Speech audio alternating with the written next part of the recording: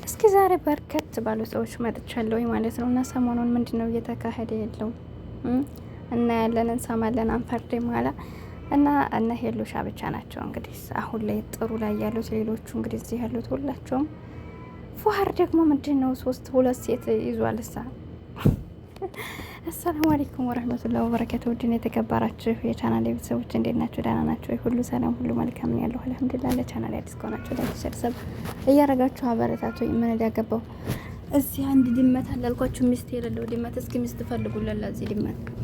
እንደው ስንት አመቱ አልኳችሁ? ተውት፣ ፈልጉን ብለው የሚፈልግለት አጣው። ሰው ሚስት ባጣበት ሀገር ነገሩ ምን ድመት ይገኛል ብላችሁ። ለማንኛውም ሀገኛችሁ ኮመንት ላይ አስቀምጡልኝ። እና እንዴት ናችሁ? ደህና ናችሁ? ሁሉ ሰላም ነው ወይ? እንግዲህ እዚህ ጋር እነቤ እዚህ ጋር ራሱ ቆይቻለሁ። በነገራችን ላይ በእነሱም ሰርቻ አላውቅም። እንዲሁም በእነ ፉሀድም ጀመር አደርጋለሁ። ግን አጋጣሚ ማታ ከመተኛቴ በፊት እንደ ሾፍ ሾፍ አደረኳቸውና በጣም ነው እንትን የሚለውና ፉሀድ እንዴት እያደረገ ነው ትላላችሁ? እና ባለፈው እንግዲህ ከዛኛ የቱሌ ጋር ተጣልተው ነበርና አጋጣሚ ሌላ በእምነቱ የሆነች ላይ አዲስ አምጥሶ ነበር ከእሷ ጋር ጥሩ ጥሩ ሲባል ደግሞ ያቺ ተመልሳ መጣኝ።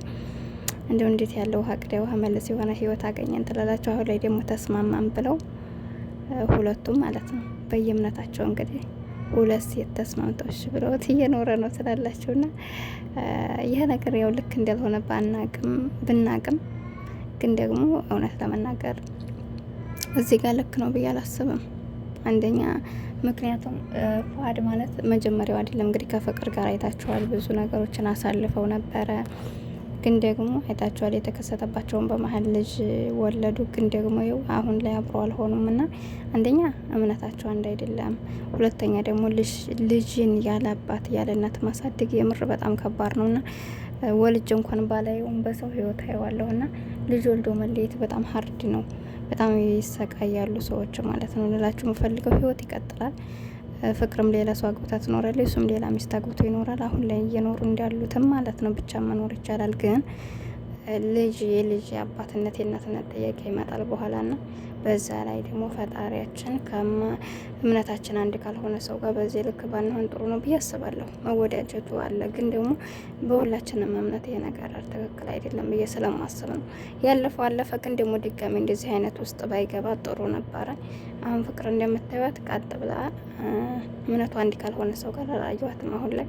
እሱም ቢሆን ቢሰጠር ብዬ አስባለሁኝ። ወይ ደግሞ አንድ አይነት እምነት አድርገው መኖር ካልቻሉ ማለት ያኔን የመሰለኝ ነው። በነገራችን ላይ ልክ አይደለም ብዬ አስባለሁ።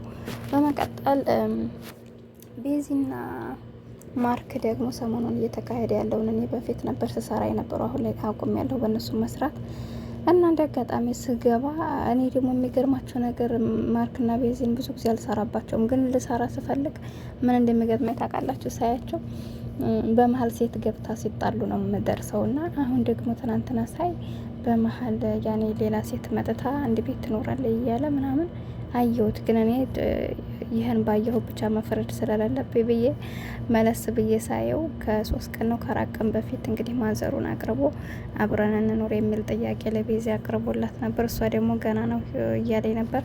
ግን አብረን እንኖር ማለቱን የእሱን ጥያቄ አልጠላም። ነገር ግን እንደዚህ እሷ እንዳለችው ሽማግሌ ልኮ በስነ ስርዓት መግባት አለበት ብዬ ነው ማስበው እንጂ ዝም ብለው አንድ ቤት ይኖሩ ወንድና ሴት ብሎ ማሰብ ልክ አይደለም። ይህንም ምክንያት አድርጎ ሌላ ሴት ማንጣቱ አሁን ተገቢ ነው ብዬ አላስብም። ምክንያቱም ካለሳ አቅርቦላታል እንዳለው አንዴ ሁለት አቅርቤላታል። አሁን ደግሞ ለሶስተኛ ጊዜ በእናቴ ነው መጠይቃት ብሎ ያንን ነገር አልቀበል ስላለች አሁን ሌላ ሴት አምጥቶ እዛ ክላስ ውስጥ አሱ ክላስ ትገባለች። በዚህ ጋር ሳፋጣ ውስጥ ገብተዋል።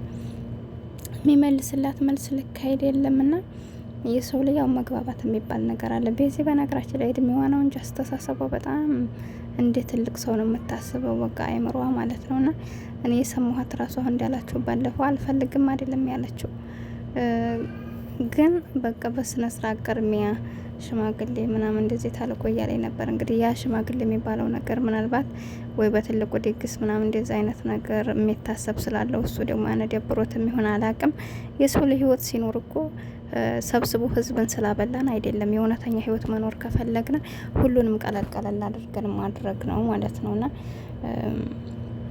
እንደ ድሮ አይደለም አሁን ላይ እውነት ለመናገር ግዴታ ዋናው ነገር በቃ በስነ ስርዓት ወጋችንን ባህላችንን በጠበቀው መልኩ በቃ አባት እናት ፈቅደው ሸኝተው እንደሱ አይነት ነገር ቢሆን ጥሩ ነው። ግን ደግሞ ግዴታ ይሄ በቃ ለሽምግልናም ሲባል ስንት ወጭ የሚያወጡት እንደዚህ ለሰርግ ሲባል እንደዚህ አይነት ፕሮግራም ሀሰቡ እንኳን ይቅርና በአመት በ2 አመት 3 አመት 4 አመት አዛም በላይ ሊቆይባቸው ይችላል። እና አሁን በብዛት ይሄ ነው እያሳሰባቸው ያለው። እነሱ የሆነ ነገር ሲታሰብ ያላቸውን በቃ ያጠፋፋሉ ምናምን በዛ አንግል ነው። እና የሰው ልጅ ግን እኔ ዩቱበሮችን ብቻ ሳይሆን ምለው እነሱስ መቼም እይታማላቸው ቢያደርጉም እንደዛ ግን ኖርማን ሰው ራሱ እዚህ ሀገር ስደት ላይ ራሱ አሁን ስንት ሰው አረብ ቤት መከራውን አይቶ ለምሳሌ በ2000 ሪያል ራሱ ሰርተው የ5 ወር የ6 ወር ደሞዝ ወንዱም ሴቲቱም በቃ ወደ 12,000 ሪያል ሀዘን በላይ ሰርግ ተደግሶ እንግዲህ አስቡ ስንት ወር ያንን ወር እኮ 6 ወር 5 ወር እኮ ለፍታ በቃ ሌት ቀን መከራዋን አይታ እንቅልፍ ሳተኛ ምን ሳትል ብዙ ነገር አሳልፈ ያመጣየውን በር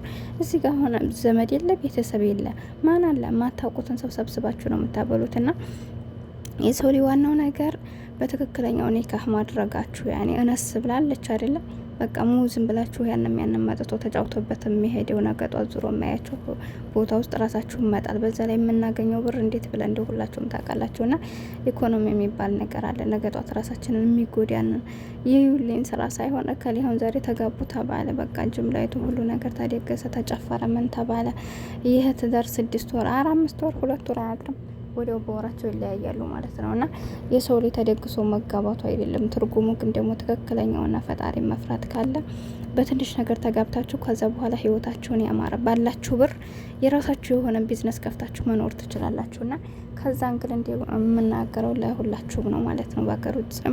በሀገር ውስጥም ያላችሁ ሰዎች ማለት ነውና እንደዚህ አድርገው ህይወታቸውን ቢኖሩ ብዬ አስባለሁና ግን ማርክም የጠየቀው ጥያቄ ልክ አይደለም ብዬ አላስብም። ለመጋባት ከሆነ ጥሩ ነው። 2 አመት ሆኗቸዋል ምንም ችግር የለውም። እንደውም እንደዛ እያሉ በፍቅረኝነት እየኖሩ የተለያየ ቤት መኖሩ ይሄ ጥሩ ነው ብዬ አላስብም።